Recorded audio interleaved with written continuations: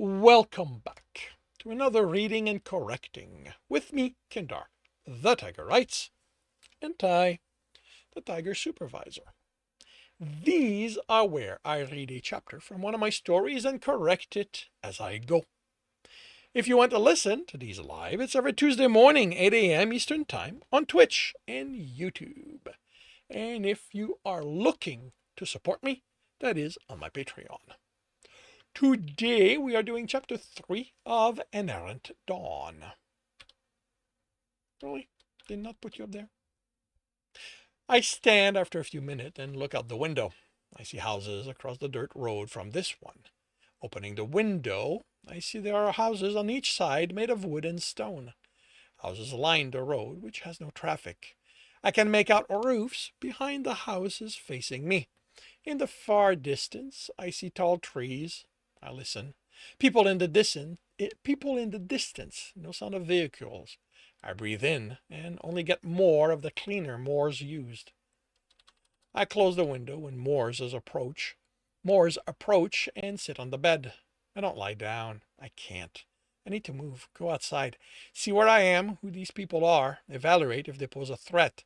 Is there a military presence here? They have been in every city I've traveled through. The door opens and the man stumbles as he backs in, carrying a television screen. I catch and steady him, then take the screen from him to ensure it isn't dropped. Thank you. He takes it back and places it on the dresser. But you shouldn't be moving. You still have healing to do. I'm feeling better. I reply, doing my best not to pace. How can I repay you for your generosity before I leave? He places a hand on my shoulder and I flinch away before he removes it. You need more test. You need more rest. He studies me, looks at his hand before lowering it. The best way to repay me is to ensure you don't leave until you are fully healed. And be careful as you travel. Next time you might not be so lucky as to be found. I know it can feel daunting, but resting is the best thing you can do. He hands me a remote. I'm afraid this is an older model. It doesn't have voice control, but it is connected to the town's net. That is connected to the district, so I'm sure you can find something to keep you entertained. The buttons on the remote are clearly labeled, symbols instead of words. I turn it on as I sit back on the bed, and Moores smiles before leaving me alone. I attempt to watch what is playing, some show with people going about incomprehensible things in a language I don't understand. I change the channel. A man and a woman argue, and before I can try to understand why, they kiss. On another channel, police officers are engaged in a chase through a city. I watch enough of the scene to change to inside the car, where the driver tells the officer in the passenger seat about his love life. Fiction. I don't understand the need for fiction or stories. So much already happens in real life that is real. So this is the thing, like I will read stuff that is not actually on there. So much already happens that is real. Recording that would fill the hours of those fictional shows. Humans confuse me. Another channel has a show about a demon hundreds of feet tall destroying a city. I shake my head. Demons can't grow that tall. They don't destroy city. It brings them nothing. Young ones cause destruction but lack control, being driven mainly by their hunger.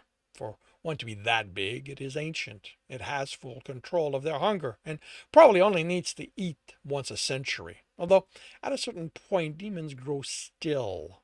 Lives Alone explained this to me in one of my visits to him. It's why they eat less. The demon on the screen probably needs to eat an entire city to feel sated. The next channel is news, reports of humans committing violence against humans, demons attacking humans, soldier hunting demons, the army winning the fights against demons across the world, natural disasters.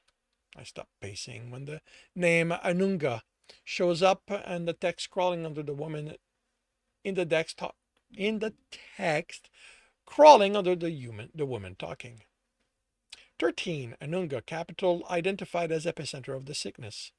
As I read it, I realize the woman is speaking in a language I understand. Earlier this week, the medical branch of the Anunga military department in conjunction with the surrounding districts, confirmed that 13 is where the sickness originated from. While they haven't been able to determine how it came to be, they have backtracked its spread to the capital. 13 made the news a few years ago as the first city confirmed to be free of demon activities after a push by the military to ensure citizens' safety.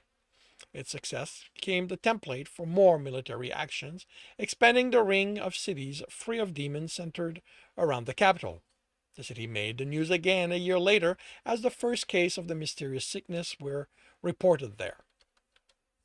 Scientists are working hard to determine the vectors of contagion, but as of yet have not had any success. When it was first identified, they offered the usual recommendation for contagious sickness: avoid contact with others, self-isolate. If any sign of sickness are noticed, wash your hands with warm water and disinfected soap. Ensure all food preparation areas are thoroughly cleaned and cover your mouth and nose with a mask if being around people is unavoidable. The military is confident a cure is only days away. I turn it off. The news is much the same as the last time I listened to it, the only change being that the epicenter has been identified. I know it's no longer a lie engineered to control my views of the world, but because of my experience, I have to wonder if the news is engineered to control the view of the people living in the world. Adam's army of demons was never mentioned in the news, even though they took over an entire city. The news never speaks of the experiments the military does to create people like me in their effort to kill demons. The news never talks about demons being more than monsters set on killing every human, or that humans are the cause of that growing aggression as they destroy more of the wilderness that is home to the demons to make space for their growing cities. I can't tell if the news is another fiction created by humans to fill their day instead of acting to resolve what they feel needs fixing, or if they have a morbid need to know that things are going badly elsewhere for some inexplicable reason.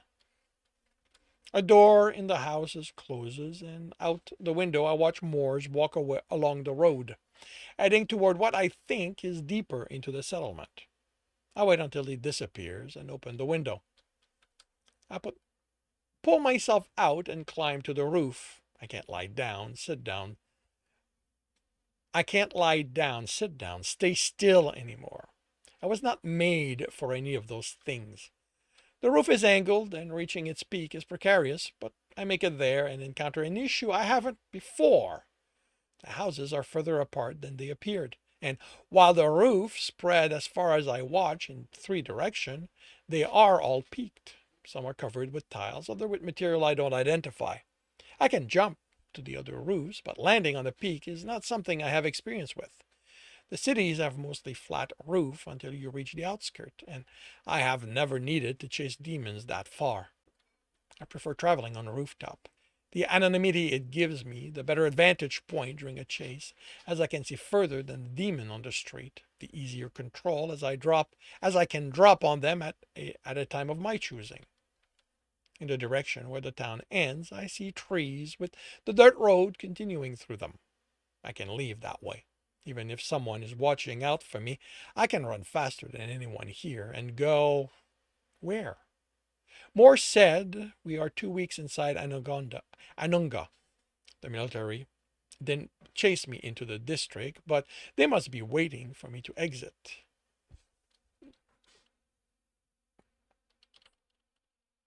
I don't need to repeat that here. They must be waiting for me to exit. They have ways of tracking me, I am certain of it, although I don't know what they are. There have been too many times when they showed up after I was certain I'd lost them completely. A city, even a town, gives me a lot of place to get lost in. Makes it harder for the military to find me. It also means interacting with people, dealing with their questions, their animosity toward me and each other. I dislike dealing with them. But is that a worthwhile trade-off to finally get the military off my trade? Finally giving Captain Humbert the slip? He is the reason for too many of those close calls. His obsession for making me pay for his and his men's capture by Adam's demons, this will not stop him, but I can use the respite. I drop to the ground and walk along the road. The houses vary in their construction, Wood and stone are the most common materials, but they are used in different ways and shapes. It's as if every person built the house they wanted instead of having a central body decide for them, the way Jason explained the cities were constructed. That information might have been another lie, but enough buildings are identical in the cities, I believe him. Some have gardens, some do not. Some have them in the front of the houses, some in the back or the side. I can hear people talk and move about inside most of them, but there are more people ahead outside. The acrid scent of the cleaner Morse used is in the air. Does everyone clean their houses? Do they wash the outside of them with it? The dirt road? I approach a house and the scent grows stronger. A curtain is pulled aside and I resume walking. There are many people outside, despite all the recommendation to remain inside, to avoid contact with others. Is that why they clean everything with that acrid cleaner? A belief it will protect them? Humans believe odd things. I pass streets and alleys, but nothing resembling those of the city. There are only well-traveled paths between houses that wouldn't fit a young demon. A cart pulled by an animal I don't recognize turns onto the road I am on, heading in the same direction I am. More houses appear along the smaller streets. The cart is filled with a mix of vegetables, some I recognize, others I don't. The houses change, more concrete, and the hard plastic sheet the cities prefer. As if the closer to the center of the town they are, the more like a city they want to be. Still, no tall building or flat roofs for me to run along. There are more people on the road by their houses, some talking and laughing, others drowned out by the sound of work happening in and outside houses. I miss my trench coat and how it gives me anonymity in crowd. I put my black hand in a pocket, keep my head down, and do my best to avoid being noticed, and seem to succeed. No one looks in my direction. The crowds don't get as thick as in the cities, and there is something else different that takes me time to identify. There is a lack of urgency here that permeates cities. Even the people who run don't do so with the desperation of someone late. I watch them around me, looking for shadows to lose myself in. I do not like being this exposed. I know humans are not all the same, but being noticed is often followed by trouble. I like the darkness when I am in a city, the shadows of the alleys and tall buildings. Walking in the daylight among the people feels wrong, vulnerable. Keeping my back, keeping my black skin from bristling and attracting more attention is difficult. Despite my best effort, I can't find the animosity I am used to. I also don't see the studied indifference that is common in the cities. Here, if someone looks to be in trouble, others move to talk to them, help them, so offer support. Is the animosity, the indifference, the result of so many people packed into small places? If so, why are cities so popular? I shake my head to clear it. Humans and their actions are not my concern. I didn't ask to be brought here. I am not interested in interacting with them. Only this long among them, and I already have enough of them. I have made my decision. I'll let the military find me in the wilderness. I have made my decision. Let the military find me in the wilderness. I can deal with them easier than the people here. I turn to head away from the center of the town, toward the forest I am leaving. The wind shifts and I freeze as it carries a scent that shouldn't be here, that can't be here. I turn and sniff the air, sneeze due to the acrid scent that coats it, but fades out against the distinctive scent. Somewhere in this town, despite the news saying it is impossible, there is a demon.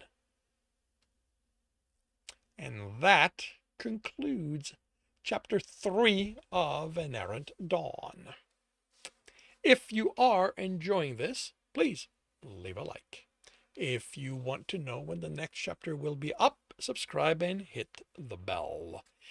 If you want to read this story, it is available on Kindle Unlimited. If you want a different way to support me, that is on my Patreon, where you can get access to basically everything I've written. And if you want to listen to these live, it's every Tuesday morning, 8 a.m. Eastern Time on Twitch and YouTube. Links are in the notes. And with that, I shall wish you a good day.